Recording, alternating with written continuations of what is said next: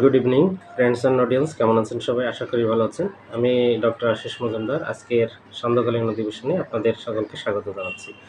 আমাদের আজকে যে লেসনটি আপনাদের মধ্যে শেয়ার হতে যাচ্ছে সেটি হচ্ছে ইংলিশ ল্যাঙ্গুয়েজের গুরুত্বপূর্ণ একটি class. School college going student যেসব বাসায় আছেন তাদের জন্য এই লেসনটি খুবই গুরুত্বপূর্ণ। আপনারা জানেন আমরা গত ক্লাসে যেটি নিয়ে আলোচনা করেছিলাম ইংরেজি গ্রামারে, সেটি হচ্ছে পার্ট অফ স্পিচ। আজকে আমরা সেই পার্ট অফ স্পিচ ফ্যামিলির একজন সদস্যকে নিয়ে কথা বলবো। সেটা কি? ভার্ব।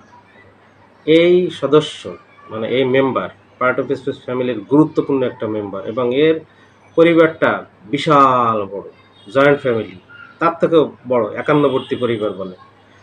সেটি কীরকম দেখুন। এই ভার্বকে কতগুলো ক্যাটাগরি আছে, কতগুলো সেকশন হয়ে গেছে। ভার্ব প্রথমে কি থাকে? Finite, non finite. এই ফাইনিট ভার্ব আবার কত প্রকার? Principal verb, auxiliary verb. আবার প্রিন্সিপাল ভার্ব কি? Transitive, intransitive.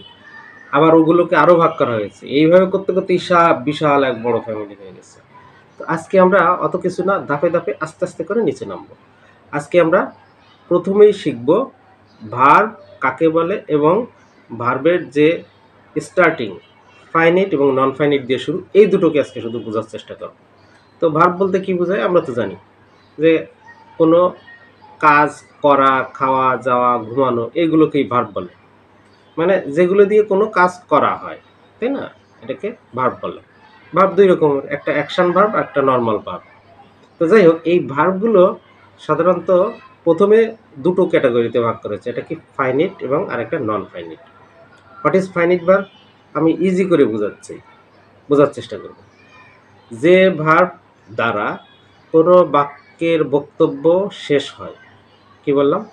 যে ভার্ব দ্বারা কোনো বাক্যের বক্তব্য শেষ হয় এবং ওই বাক্যের নাম্বার, পার্সন এবং টেন্স অনুযায়ী ওই ভার্বের রূপের পরিবর্তন ঘটে।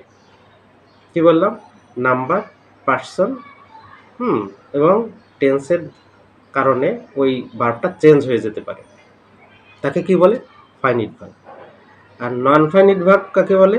নন ফাইনিট ঠিক তার উল্টো। সেটা কি? যে ভার্ব দ্বারা বাক্যের বক্তব্য শেষ হয় না বা নাম্বার, পার্সন, টেন্স অনুযায়ী ওই ভার্বের রূপের কোনো চেঞ্জও আসে না। তো একটা এক্সাম্পল দিই। ফাইনিট ভার্বের এক্সাম্পল কি? He writes A letter. কি বললাম? He writes a letter. হি হচ্ছে থার্ড পারসন সিঙ্গুলার, এই অনুযায়ী ভার্বের রূপের পরিবর্তন হয়েছে। কি? এস বাই এস যোগ হয়েছে। ঠিক আছে? আচ্ছা, তারপরে যদি বলে যে হি ইজ রিডিং আ বুক, সে একটা বই পড়ছে। হি ইজ রিডিং আ বুক। আচ্ছা, রিডিং। এবার হি হচ্ছে কি? সাবজেক্ট অনুযায়ী কি বসেছে? ইজ। যদি হি না থেকে যদি দে হতো তাহলে কিন্তু আর হতো। তাহলে এখানে ইজ রিডিং, তাই না? He is reading. এখানে আর রিডিং কিন্তু হলো না। তাহলে এখানে কি বোঝাচ্ছে? যে কি বলে, নাম্বার, পার্সন অনুযায়ী এই ভার্বের রূপের চেঞ্জ হয়। এগুলোকে কি বললাম? Finite verb. আর নন ফাইনিট কি? ঠিক তার উল্টো। এই ধরনের সেন্টেন্সগুলো সাধারণত নাম্বার, পার্সন ও টেন্স দ্বারা ভার্বের রূপের কোনো চেঞ্জ দেখা যায় না। আর একটা জিনিস খেয়াল করতে হবে। দেখুন, আমি একটা এক্সাম্পল দিই। He wants to write a letter. কি বললাম? He wants to write a letter. সে একটা চিঠি লিখতে চায়। লেখা কি শেষ হয়েছে? হয়নি। এবং খেয়াল করতে হবে ভার্বের ঠিক আগে কোনো প্রিপোজিশন থাকে। I am fond of reading. কি বললাম? I am fond of reading books. আমি বই পড়তে ভালোবাসি। I am fond of reading book.